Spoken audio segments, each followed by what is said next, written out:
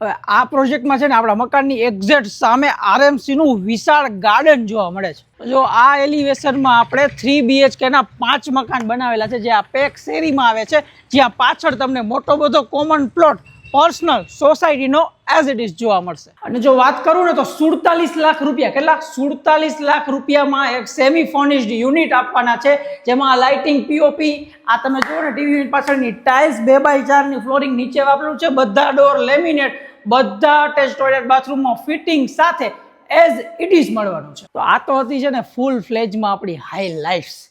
રેલનગર વાળા ને 5 મકાનનો આપણો પ્રોજેક્ટ છે આ, જ્યાં 5 મકાન એકદમ 3 BHKના રેડી પોઝેશન બનેલા છે। 47 લાખ રૂપિયા ભાવ સાથે, એટલે પ્રાઇઝની કમેન્ટ નહીં કરવાની આપણે। વાત કરીએ ને તો ફળિયાના આ સ્પેસ તમને ફળિયામાં મળે છે, 12 12.5 ફૂટની ક્લિયર ફ્રન્ટ તમને જોવા મળી જશે। આગળની બાજુ તમારો મેન ડોર, નીચે નો સ્લીપરી, એટલે આમ સ્લીપ નો થાય રીતની ટાઇલ્સ, પર્સનલ બોર, અંડર વોટર ટેન્ક એકદમ સાઈડમાં, આ બાજુ વોશ એરિયા, અને આ રીતની વિન્ડો કે અંદરથી વિઝિબલ, બહારથી નથી વિઝિબલ થવાનું। અહીંયાથી મેન ડોરની વાત કરીએ તો બધા ડોર આ રીતના લેમિનેટ એઝ ઇટ ઇઝ જોવા મળવાના છે। 2x4 નું ફ્લોરિંગ યુઝ કરેલું છે, અને હોલની એક દિવાલ આમ ટીવી યુનિટની એકદમ સામેની આ રીતની ટાઇલ્સથી એકદમ આમ કહીને તો કંઈક અલગ લુક આવે એ રીતની ટીવી યુનિટ માટેની એઝ ઇટ ઇઝ સ્પેસ જોવા મળશે। લાઇટિંગ, પીઓપી આમ જો ને તો ચકચકાટ, પ્રોફાઇલ, એલઈડી, પછી રોપ લાઇટ બધાનો યુઝ જોવા મળી જશે। અને 3 BHKમાં સેન્ડવિચ ટાઈપનો આપણો પ્લેટફોર્મ માર્બલનો યુઝ કરેલો છે, એલ શેપમાં। સિંક કે ક્વાર્ટ્સ, મતલબ આમ કંઈક ઓલી સ્ટીલ વાળી નથી સિંક, અલગ જ આખડે જે ક્વાર્ટ્સ કહેવાય, અને મને ઓરના કંપની છે પણ ક્વાર્ટ્સની સિંક એ રીતનું।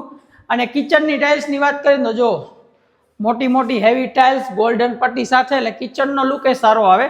તમે આમાં નાનું મોટું ફર્નિચર, મતલબ તમારી રિક્વાયરમેન્ટ પ્રમાણે ફર્નિચર કરીને યુઝ કરશો ને ત્યારે આ ઘરનો લુક જોરદાર આવશે। કિચનની સ્પેસ ઓછી નથી, આ બાજુ ફ્રીજ અને નાનું મોટું સ્ટોરેજ, ઉપર જવા માટેની સ્ટેરકેસ, જેની વાત પછી કરશું।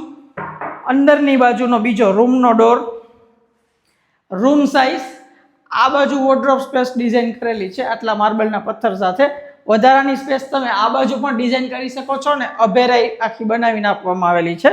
બાકી બેડ અહીંયા પ્લેસ થઈ શકે, બેડ સામે પ્લેસ થઈ શકે, અને આ અટેચ ટોયલેટ બાથરૂમ બધા fitting as it is. Tiles top level સુધી, આપણે કહી તો છત સુધીની ટાઇલ્સ જોવા મળી જશે, જેમાં પણ 2 કલર કોમ્બિનેશન। આ નાનકડો વોશ એરિયા છે, એટલે વોશિંગ મશીન અહીંયા મૂકી શકો છો, અથવા તો OTS તરીકે આનો યુઝ કરી શકો। પોઈન્ટ બધા આપેલા છે એઝ ઇટ ઇઝ।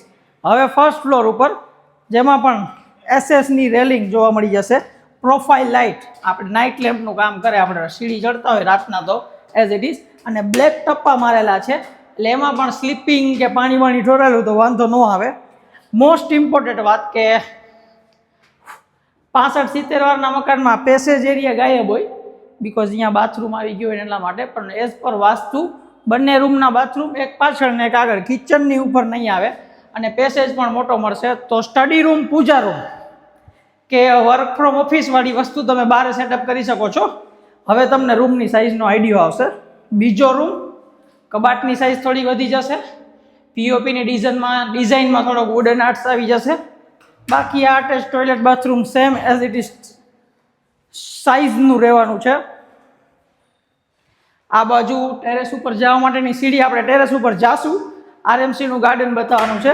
ત્રીજા રૂમનું અટેચ ટોયલેટ બાથરૂમ, જો આ નાની નાની વસ્તુ કહેવાય, સાબુ, શેમ્પૂ, બીજી બ્યુટી આઇટમ્સ રાખવા માટે આ કરેલું છે। તો એક પ્રયાસ સારો કહેવાય બિલ્ડરનો, ડેવલપરનો, કે આ નાની નાની વસ્તુ આપે છે, બાકી કાંઈ કોસ્ટિંગ જાજુ ન હોય।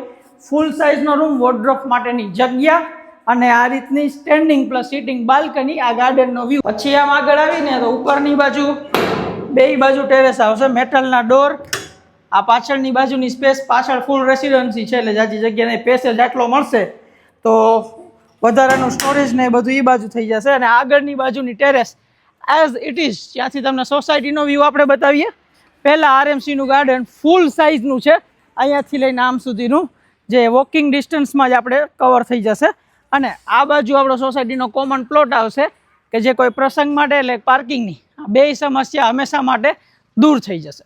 તો આ 5 મકાન રેડી પોઝેશન છે। જો તમે તમારા ઘરની આજુબાજુ મોટું પબ્લિક ગાર્ડન, એટલે કે ઓપન સ્પેસ ગોતતા હોય, તમારી શેરીમાં કોમન પ્લેટ ગોતતા હોય, અને એક સેમી ફર્નિશ્ડ મકાન કે જે સારા એવા એરિયામાં ભરચક એરિયામાં ગોતતા હોય ને તો આ 47 લાખ રૂપિયાની નેગોશિયેબલ ડીલ તમારા માટે વન ઓફ ધ બેસ્ટ રહેવાની છે.